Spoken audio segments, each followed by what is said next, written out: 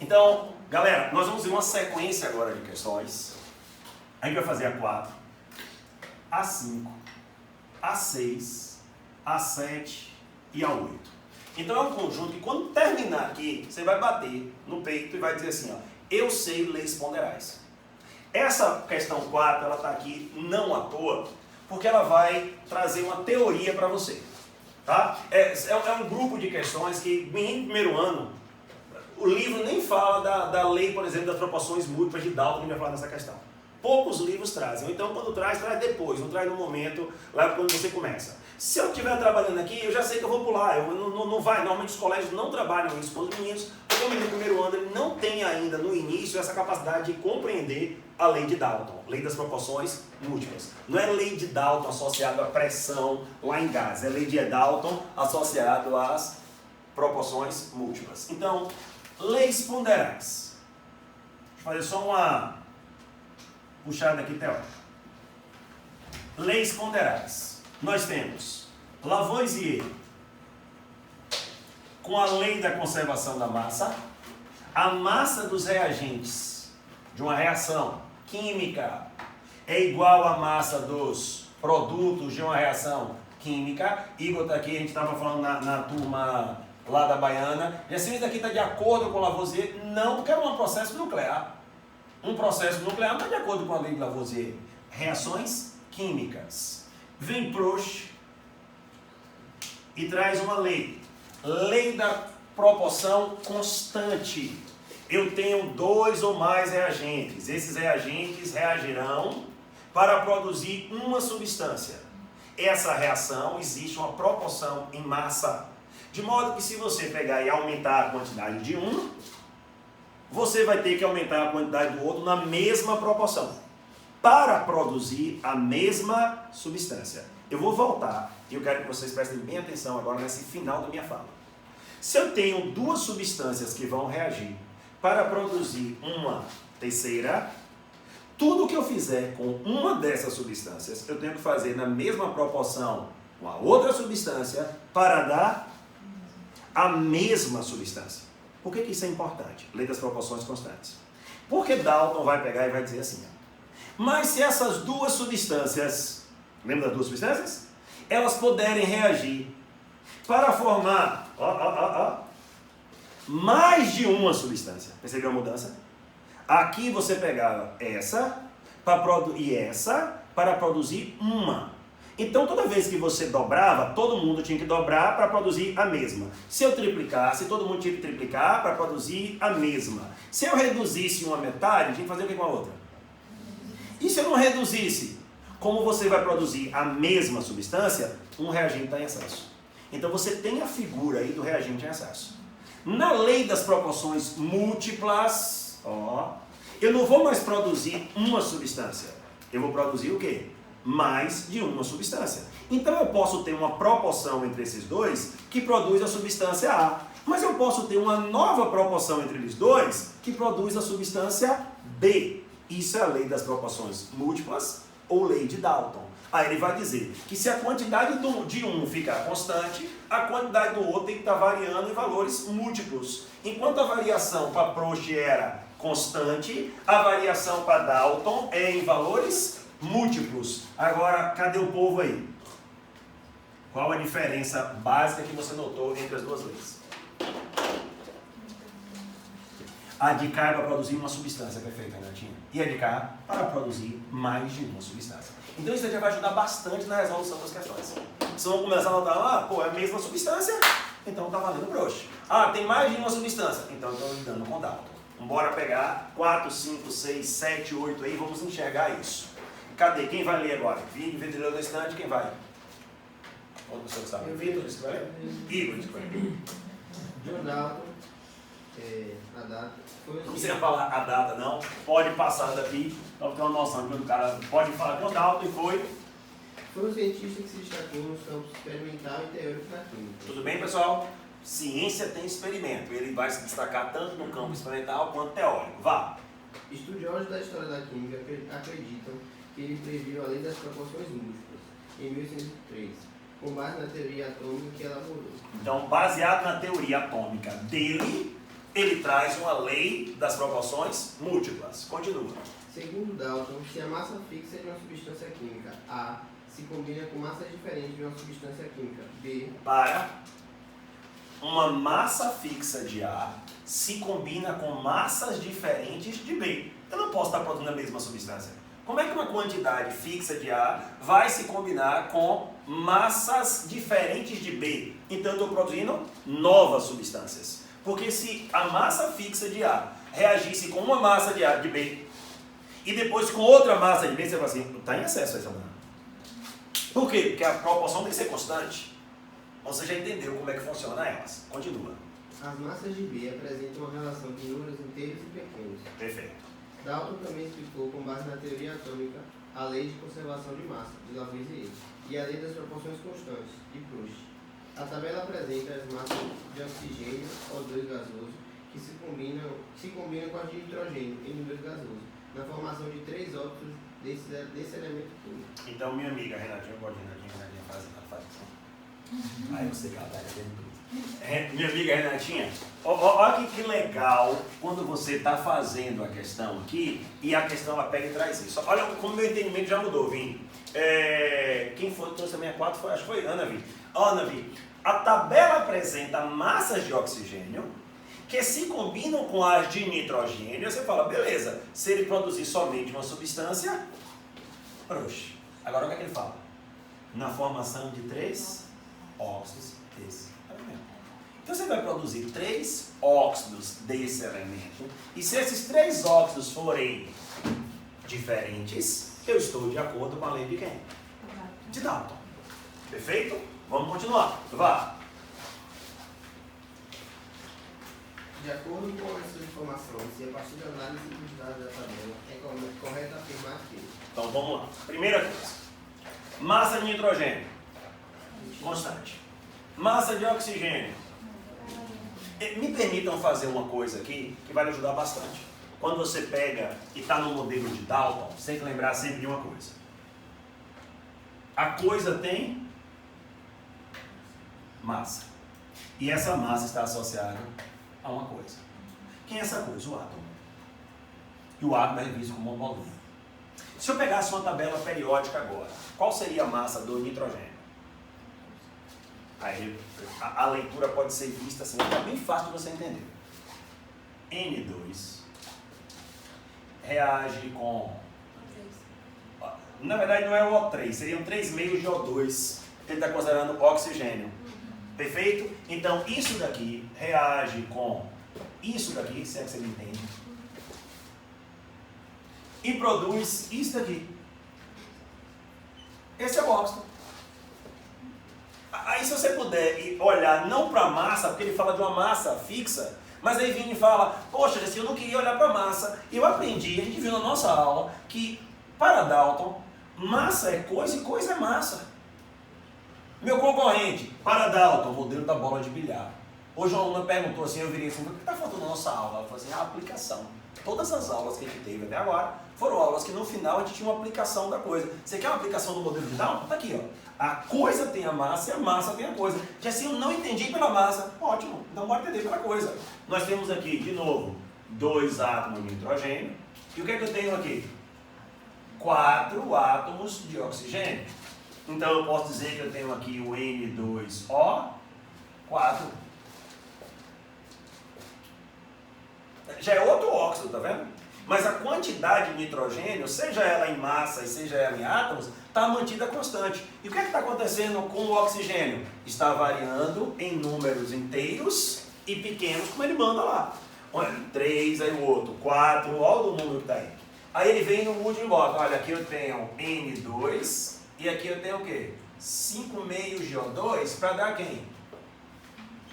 Aí o aluno que já tem uma noção de NOx, gente, ele deita e rola de uma questão dessa, porque ele já está compreendendo o que é que Dalton pensou. Só que Dalton nessa época não tinha como pensar NOx, porque ele não sabia o que era elétron. Hoje você sabe que o nitrogênio pode ter NOx mais 3, pode ter NOx mais 4, pode ter NOx mais 5. Ora, se eu tenho 3 NOx, entendeu? Tem mais, mas se eu tenho 3 NOx, quando eu combinar com oxigênio, eu vou fazer quantos óxidos? Então quando você chega lá em óxido, quem te pega e lista óxido do nitrogênio, NO, N2O, N não sei o que, N não sei o que. Você pode naquela hora olhar e falar assim, estou vendo a lei das proporções múltiplas de Dalton. Faz outro aí assim para eu entender. Vou fazer. F é O, F é 2O3.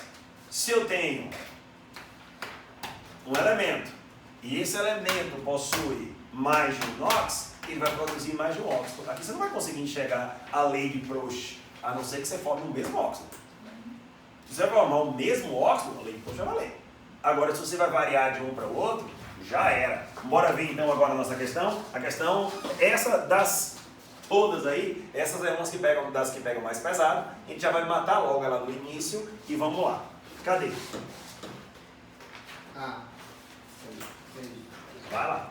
A percentagem de nitrogênio no óxido formado em 2 é igual à de nitrogênio no óxido formado em 1.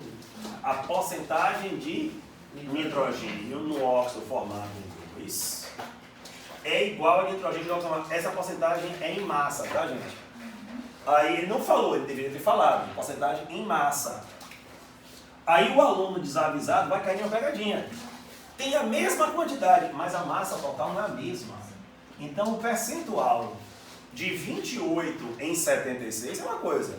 De 28 em 92 é outro percentual. Então isso aqui está falso. Quem pensou em marcar essa? Agora um vestibular, e vocês vão ver essa questão mais para frente aí, ele pegou e botou assim, ó. A porcentagem atômica, mesmo assim não vai dar. Porque o de cá tem 5, ele tem 2. Aqui tem 6, ele tem 2. Mas cuidado com essa mudança, principalmente quem vai fazer baiana, da proporção ou porcentagem em massa e uma proporção ou porcentagem em átomo. Ele botou do monóxido de carbono e falou que tinha 50% em átomo. No CO tinha 50% em átomo. Tem realmente 50% em átomo.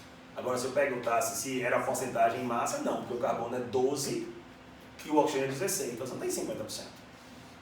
Até aí, beleza?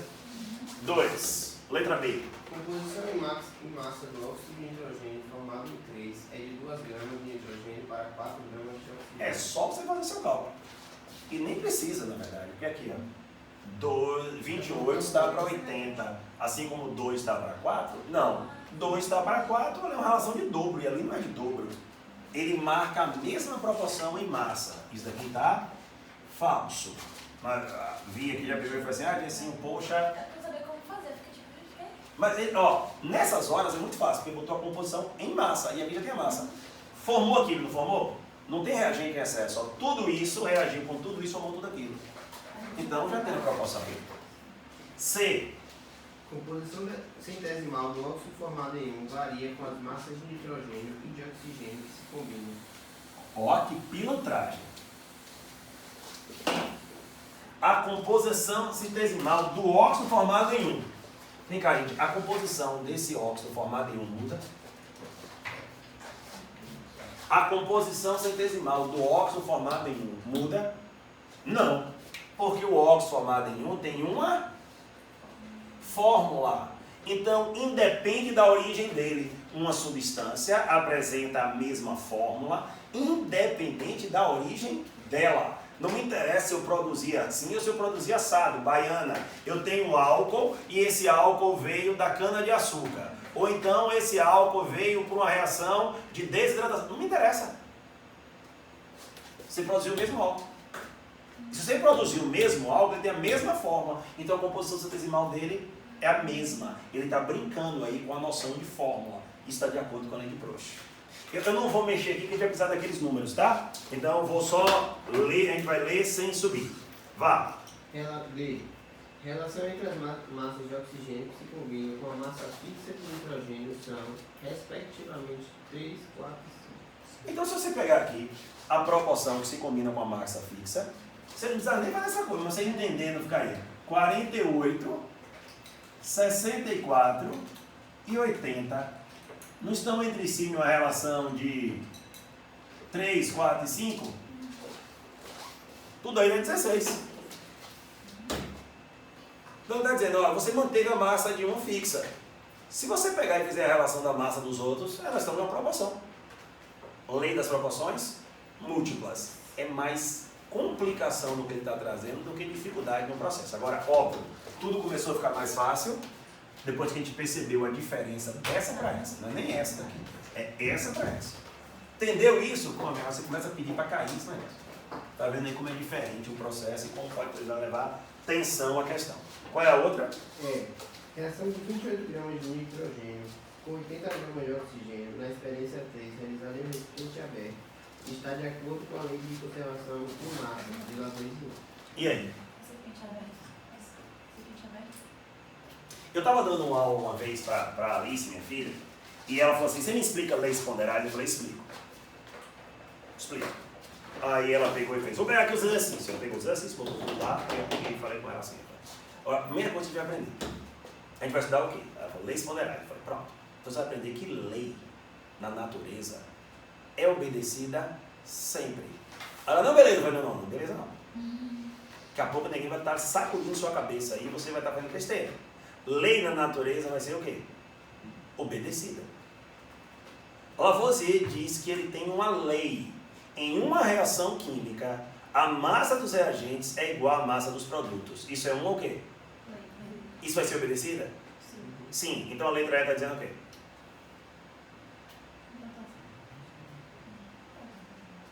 Eles não deram gabarito nisso. Mas tá certo. A gente confunde com uma coisa, Sarinha. Comprovação da lei. A lei Lavoisier vai poder ser comprovada no recipiente aberto? Não. Porque se você tiver um gás sendo produzido, o que é que vai acontecer? Esse gás vai embora e você não vai ver que a massa dos reagentes é igual à massa dos produtos. Cuidado de novo. E se forem dois sólidos reagindo e gerando dois sólidos? E o recipiente for aberto? Tranquilo. A lei vai ser obedecida e a lei vai ser comprovada ainda que o recipiente seja aberto. Porque eu tenho que ter noção clara de que a lei vai ser obedecida sempre. A diferença é a comprovação da lei. Perfeito? Vitor. E eu fiquei em dúvida porque, tipo, uma alternativa tem aplicação, outra tem comprovação e outra tem estar de acordo. Eu queria saber a diferença dessas três, porque aqui mesmo está marcado. Sim. Aí está verdadeiro a letra E, e eles não deram gabarito, e o pessoal, como tem uma ideia errada da ideia do que é lei e o que é comprovação, ninguém nem chegou com o gabarito. Aí você falou o outro. Na outra questão, né? Isso daí que você está falando? Comprovação e não aplicação. Isso, exatamente. Essas questões também vão estar aí, você vê assim, fala, aqui a considera que vai dar verdadeiro. Nessa, ele considera que está falso. Você fala assim, aí o que é? Empurração de gabarito. Empurragem, botar um nome bem assim, de gabarito. O cara está empurrando o gabarito para baixo. E como as pessoas têm uma noção, vamos dizer assim, meio que insuficiente do que está fazendo, vai de acordo com a conveniência. Se eu acertei, tá ótimo. Se eu errei, tá não. Aquele ali, o gabarito estava muito na cara. E deixa a outra situação. Vamos para outra? Essa foi a questão 4. E aí vamos para a 5. Na 5 já vai dialogar de novo com isso daqui. Foi a 4. 5.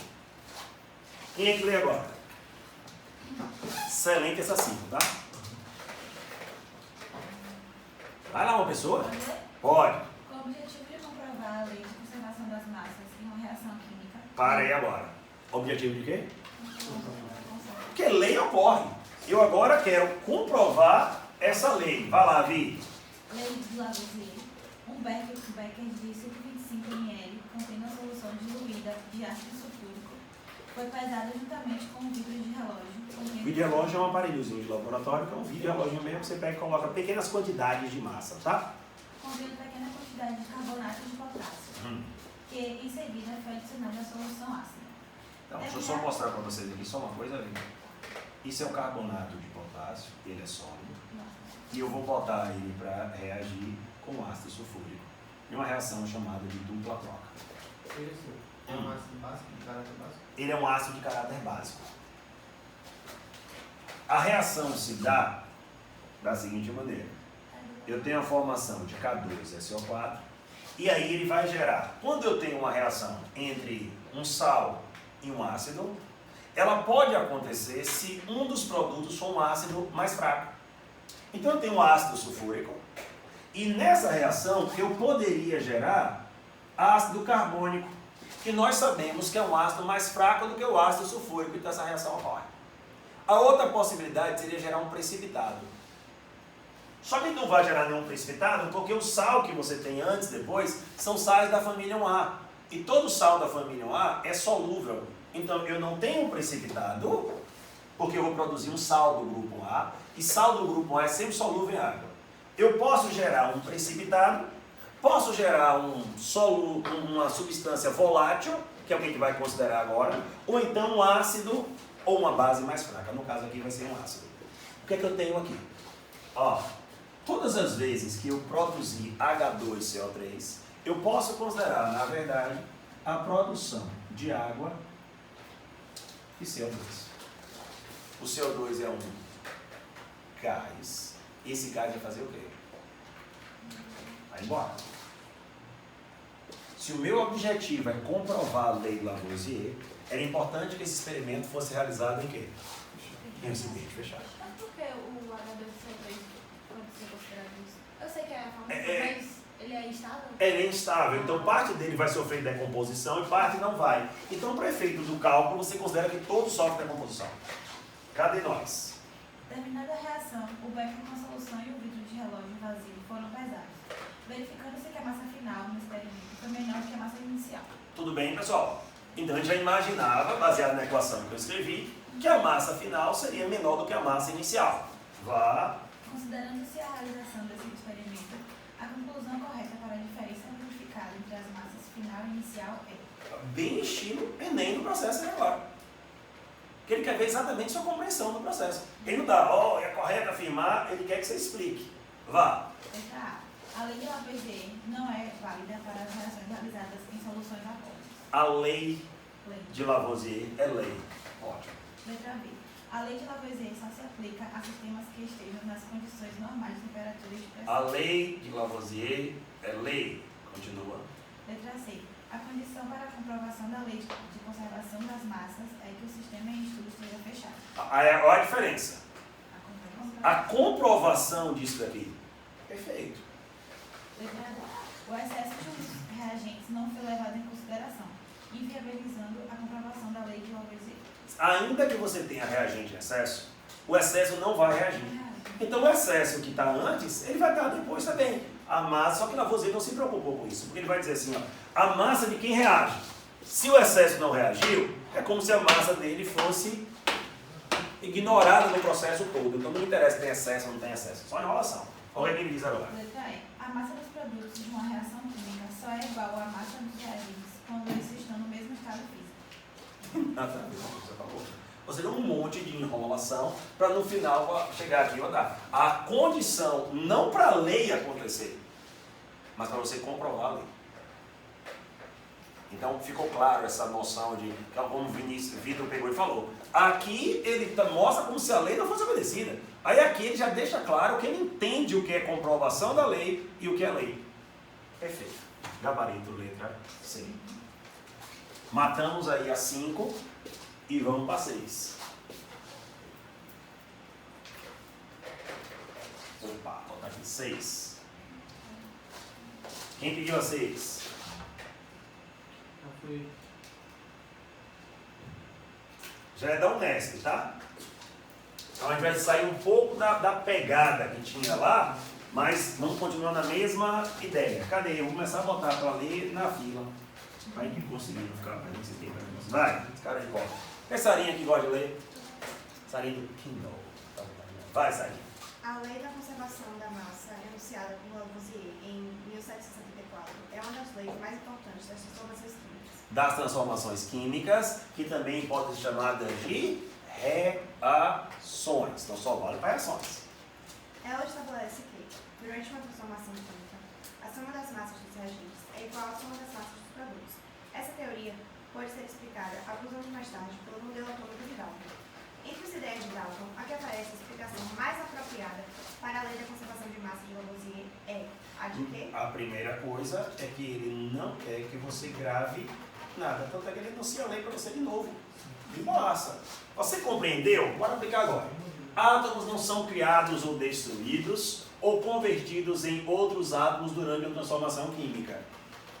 Isso daí faria com que a massa dos reagentes fosse igual à massa dos produtos. Os átomos são constituídos por 3 partículas fundamentais. Isso não é de Dalton. Todos os átomos de um mesmo elemento são idênticos em todos os aspectos e caracterização. Isso é verdadeiro para Dalton, só que não explica o processo.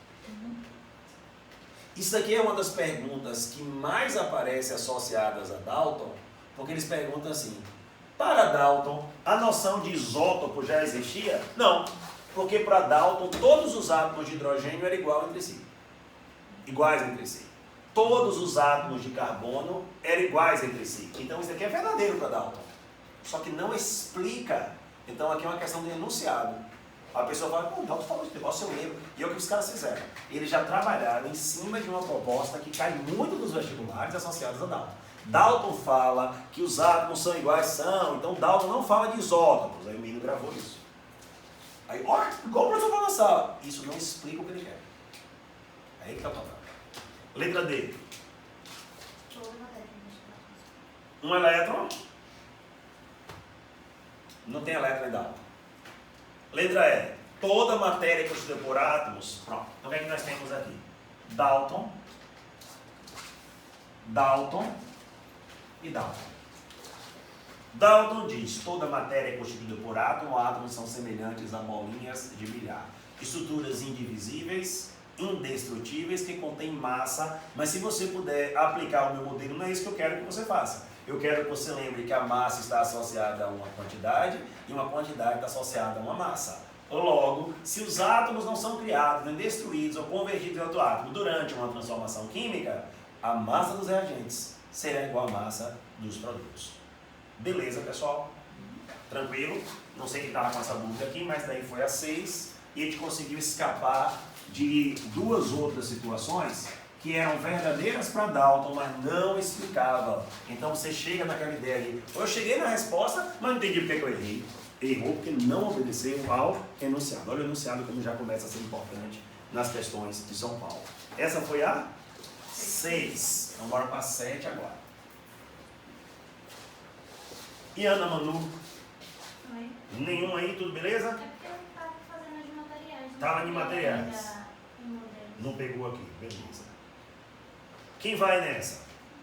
Revisão teórica aí da boa. Renatinha gosta de ler? Gosta, então vamos lá, Renatinha. No final do século XVIII, o cientista Antoine Lavoisier realizou uma série de experiências em recipientes fechados. Vamos lá. Ao efetuar pesagens mais precisas que a de seus colegas antecessores, conseguindo concluir e enunciar a lei da conservação da massa. Perfeito. Quase na mesma época, Proust, a partir de vários experimentos, chegou à conclusão de que as substâncias compostas são formadas de substâncias simples, sempre na mesma proporção em massa. Então, se eu tenho uma substância composta, ela é formada pela reação de substâncias simples. E ela segue uma proporção em massa. Se eu dobrar uma, tem que dobrar a outra para dar essa substância composta. Se eu dobrar essa, tem que dobrar essa para dar essa substância composta. Se eu triplicar, triplica essa para dar a mesma substância composta. A mesma substância composta. Continua. A partir dos trabalhos desses cientistas, foram lançadas as bases experimentais da química, como ciência no século XVIII. Assim, em um experimento, inicialmente foram aquecidos, em um tubo de vidro fechado, 10 gramas de mercúrio na presença de ar. 10 gramas de mercúrio na presença de ar. Tá? No final, verificou-se a formação de 5,4 gramas de óxido vermelho de mercúrio, ao lado de 5 gramas de mercúrio. Considerados... Óxido de mercúrio, rapidinho. E depois eu tenho mercúrio. Tá? Vou botar aqui mercúrio. Considerados os resultados desse experimento e com base na lei de Lavoisier e na conclusão que chegou Proust, é correto afirmar. Então bora só fechar uma coisa ali no primeiro experimento. Eu peguei 10 gramas de mercúrio. Não sei quanto foi que eu peguei de ar. Mas entre o mercúrio que reagiu e o mercúrio que não reagiu, dá para descobrir quanto é de ar. Porque antes e depois eu tenho 10,4 gramas. Depois eu tenho que ter 10,4 gramas antes. Então aqui foram quanto? 0,4. Moral da história. Se eu usar 5 gramas aqui e mantiver os 0,4 aqui, eu vou ter os 5,4 gramas aqui e aí eu já não tenho mais que me preocupar com excesso. Ele não reagiu mesmo. Continua. A fórmula do óxido vermelho de mercúrio formado no experimento é representada por HG. A gente vai fazer os cálculos, então vou deixar ele por último. D. Vai. O coeficiente de proporcionalidade entre as massas de oxigênio e de mercúrio que se combinam é 0,04. Entre as massas de oxigênio e mercúrio que se combinam é de 0,04. Então pega a massa de oxigênio, divide pela de mercúrio. Se você ainda for mais ninja ainda, nós temos um problema aqui. A massa de oxigênio não é a massa de ar, porque o oxigênio só é 20% do volume. Então eu teria que saber qual é a porcentagem em massa do oxigênio no ar, fazer uma proporção para descobrir. Tá tudo errado, mas essa é uma pergunta que não é bem interessante, porque isso daqui não é o oxigênio, isso daqui é ar. Então ele botou uma quantidade de ar, mas peraí, formou o óxido, né? Então deixa eu corrigir. Do ar, é melhor. Eu tenho uma quantidade de oxigênio. Não, 0,4. Aí agora fica certinho. Então ali não era o ar, era o oxigênio. Isso daqui, povo, não dá 0,04. Vai dar 0,02. É, porque vai correr... Não, 0,02. Não, 0,08. 0,08. Só tem que fazer a conta. Errado. 20. A C. gente tem sentido com a fiscal. A composição centesimal Do óxido vermelho de mercúrio é aproximadamente 96% de mercúrio e 4% de oxigênio. de novo aquela ideia da composição centesimal em massa. Então o todo é 5,4, 5,4 está para 100%, então 5 está para X, e vai ver se isso daí é igual a 96. Alguém aí com a calculadora para ver se der 96, alguém que tenha feito o cálculo? 92. Então isso aqui está errado, não é 96, é 92%, então o de cá é 8%. Belezinha até aí? O outro. D. A massa de mercúrio que reagiu durante o experimento é 4,6 gramas. Falso. 5. E. A soma da massa de mercúrio com a de óxido de mercúrio igual a 10,4 gramas evidencia que resultados não estão de acordo com a lei de conservação da massa de Lavoisier. Sempre estará de acordo com a lei de conservação da massa. É lei. Então, estamos fora disso daqui. Qual foi o gabarito dessa, pessoal? Ah, então a gente precisaria, letra A, ele pede uma fórmula de mercúrio associada a isso. A gente não viu o assunto ainda, mas ele faria o quê? 5 gramas de mercúrio, que foi o que ele botou, está para lá 0,4 gramas de oxigênio. Tudo bem? Bora botar aqui uma reação. Mercúrio, que ele falou que o mercúrio reagiu com uma quantidade de oxigênio. Eu não sei qual é a quantidade de oxigênio. Então bora botar aqui X mols. Mercúrio, não sei também, ele produziu o quê? Óxido de mercúrio. Eu só não sei também qual é a forma do óxido de mercúrio. Então eu preciso de uma relação de óxido de mercúrio que seja produzido. Vou botar aqui um XY. Vou botar aqui Y, não sei quem é. Eu preciso de uma relação que mantenha essa massa aqui. Quanto é que eu tenho aqui? 200, se não me engano a massa do mercúrio, alguém está com a tabela aí? Rápido, fala. 201, bota 200. 200 vezes Y, porque eu não sei quanto é, está para 32x. Assim como 5 gramas está para 0,4 gramas.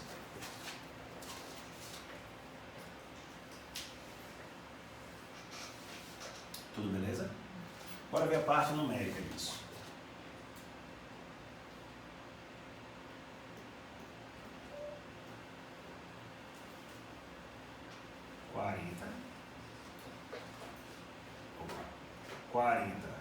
Y. E aqui. Tem que manter a proporção. 32 dividido por 40. 0,8 x. Eu botei invertido.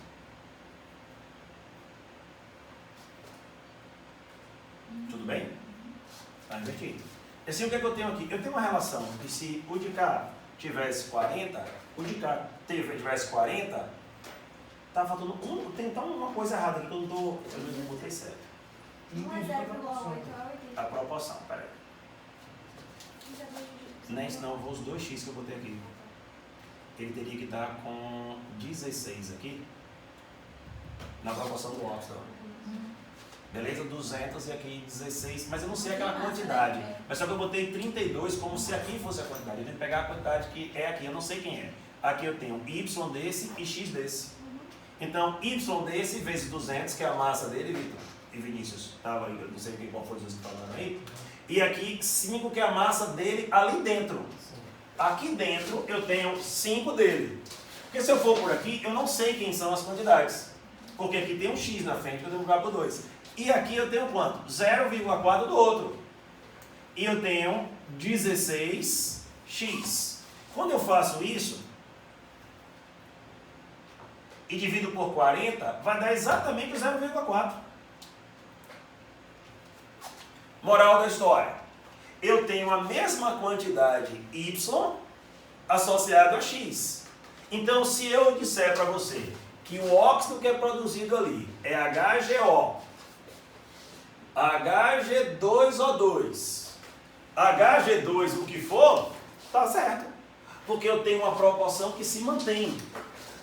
Tantas vezes eu tiver de mercúrio, tantas vezes eu tenho de oxigênio. Então a ideia é que você tinha uma proporção que era constante para os dois. Então, Gessinho, faz aí de novo, que a gente parou aqui e eu fiquei sem compreender. Vou voltar aqui só para você entender, porque eu fiz a massa com esse, na verdade a massa era para eu observar com esse daqui, que eu sabia as quantidades. Quantos tem desse? 200, que é a massa dele, vezes y. Com a massa que eu tenho desse? 16x. Isso é a massa toda. Se eu somar tudo isso daqui em massa, tem que dar o somatório da massa deles. Tudo bem? Do mesmo jeito que 5 desse e 0,4 desse, estaria para quanto? Para 5,4. Se ele me desse a massa final do óxido, eu ia fazer a proporção desse com esse e acharia o valor de x. Eu não achei o valor de x porque eu não sei qual é a massa do óxido no final. Ele não me deu. Aí depois que eu achasse esse, eu botaria a massa final do óxido, isso daqui, e acharia o valor de quem? De y. Como ele não me deu isso daqui, então a única coisa que eu posso fazer é estabelecer uma proporção entre x e y. Qual é a proporção que existe entre x e y? É que o de cá está em uma relação de 40y e o de cá está em uma relação de 40x. Então eu posso dizer que x e y são iguais. Se x e y são iguais, HGO, HG2O2, HG3O3, HG4O4. Então a fórmula do óxido de mercúrio, do experimento, como nós trabalhamos em substâncias iônicas com a fórmula mínima, então entre escrever HG2O2, eu escrevi HGO, e por isso é a resposta da questão. Beleza? Essa foi a 7, nessa sequência de questões aí. Qual foi a piorzinha? Essa? Porque ele trabalhava com um monte de cálculo para fazer, né? Mas qual foi a mais esclarecedora? Eu acho a primeira. Porque a primeira a gente pegou e viu as 3 juntas. Depois aí ele só ficou com Lavoisier, Proust, Lavoisier, Proust, Lavoisier, Proust. Quase não aparece. Agora 8. Quem pediu azul? Quem não leu ainda? Aninha, lê aí, Aninha. Linda do meu coração, o Cavazzi. Agora podia aparecer, né? Para o povo perguntar, fazer enquete para as pessoas. Parece ou não parece? Vai. O estudo das reações de decomposição foi importante para o francês Joseph-Louis Proust descobrisse que as substâncias compostas têm uma composição fixa. Parem rapidinho. Vini não, foi o Vitor que perguntou isso aí lá. Vitor, a gente viu nesse instante duas substâncias simples reagindo para gerar uma composta. Ele agora pega a ideia e trabalha ao contrário. Eu vou pegar uma substância composta e vou decompor em duas simples para entender a lei. Eu posso estar pegando a simples, botando para reagir de acordo com a massa fixa, mostrando que há uma constância, mas eu posso pegar também uma substância composta e decompor ela em substância simples, que eu vou observar que se eu dobrar a massa da substância composta, vai dobrar a massa do resultado da simples. Se eu triplicar, triplica a massa da simples, e a gente mantém isso daí. Só mudou a ideia. Vá. Essa descoberta importante para a química foi antecedida pelos trabalhos de Lavoisier, com a lei de conservação da massa. Com esses estudos foram lançadas as bases da química com a ciência experimental. Olha como essa é legal. Qual é a substância que eu tenho? Que vai ser decomposta em quê? Então, fez a decomposição de acordo com Lavoisier, a primeira, de acordo com Lavoisier, a segunda, de acordo com Lavoisier, a terceira, de acordo com Lavoisier, a quarta. E todas elas estão de acordo com Proust. Dobrei, dobrou todo mundo. Quadrupliquei, quadruplicou todo mundo. Aumentei lá, bora botar 9 vezes, aumentei 9 vezes todo mundo. Então, a lei de Proust está mostrada e Lavoisier também. E Dalton está mostrado aí? Essa é a última das questões, então eu preciso perguntar isso para você. A lei de Dalton está aí? Não, é a Por que não, Sarinha? Porque é a mesma substância. Perfeito, né? A lei de Dalton não tem como aparecer onde a de Proust aparece. E a lei de Proust não tem como aparecer onde Dalton aparece. Porque Dalton fala da formação de substâncias diferentes e Proust fala da mesma substância. Então não tem como um aparecer onde a outra aparece. Mila? Porque não dobrou, Onde? mudou a variação. 44. Não. Ó, daqui para cá você pode considerar que dobrou.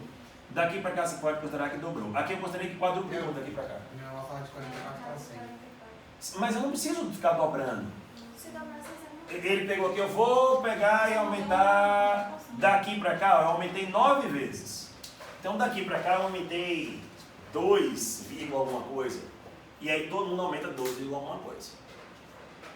E lá foi aproximadamente 9 vezes ali, né? Porque vai dar 99, 9 vezes um pouquinho. Aí aqui 9, um pouquinho, outro 9, um pouquinho. Se você quiser depois dividir aí 100 por 11, você vai encontrar a resposta igualzinha ali, 27, e depois lá vai. Beleza, Milan? Então vamos nós. Fechando essa... Eu não aguento mais ler esse ponderais. Aí você também vai falar assim, não aguenta nem olha assim. O bom então, foi o que eu falei para você, que a gente ia ver tudo de leis ponderais. Então você terminou essa sequência dessas 4 questões, velho. Você pode dizer assim, rapaz, lei ponderada. Vamos para outras coisas. Vai, quem está lendo? A análise dos dados da tabela sobre a decomposição do dióxido de carbono permite concluir corretamente. A composição do gás carbônico em massa é sempre de 12 partes de carbono para 16 partes de oxigênio. Só se tu estiver doido. Porque isso daqui para virar 12, o de cá é 32. Para o de cá virar 12, o de cá aumenta 4 vezes. Então tá falso lá a ideia dele. Próximo. As informações da tabela não estão de acordo com a lei de conservação da massa, porque se referem à decomposição de um gás. Você tá vendo que ele vai inventando coisa de Lavoisier, porque a galera não entende, velho. Porque se a pessoa entendesse primeiro que era uma lei e o resto é comprovação, aí o cara vai ficar, só vale nas condições ambiente padrão. Não. Só vale quando a substância tem o mesmo estado físico. Não, que tanto enrola. Próximo. A composição química do dióxido de carbono é sempre constante, porque a origem desse gás é a mesma, o ar atmosférico. Tava tudo bonito. A composição química do dióxido de carbono é sempre constante. Se eu queimar grafite, produz CO2. Se eu queimar diamante, produz CO2. Porque a origem desse gás é a mesma. A composição dele é fixa, independente da origem. Foi o que a questão perguntou na instante. Porque a origem é sempre a mesma, mas é falso. Teve um ano que a UFBA foi e perguntou, né, se o CO2 que era produzido a partir da queima do diamante era quimicamente igual ao CO2 da queima do grafite. É tudo CO2. Não interessa a origem dele. é tudo CO2. Não fica um brilhando e o outro sem brilhar, um é surgindo, você vê. Então é igual agora. D. A lei de Proust é aplicada à mistura de gases, desde que estejam em recipientes fechados e nas mesmas condições de temperatura e pressão. Tem nada a ver uma coisa com a outra. Tá? É a lei de Proust que ele quer. A lei, se eu aumentar um, vou ter que aumentar o outro também. E por último, E.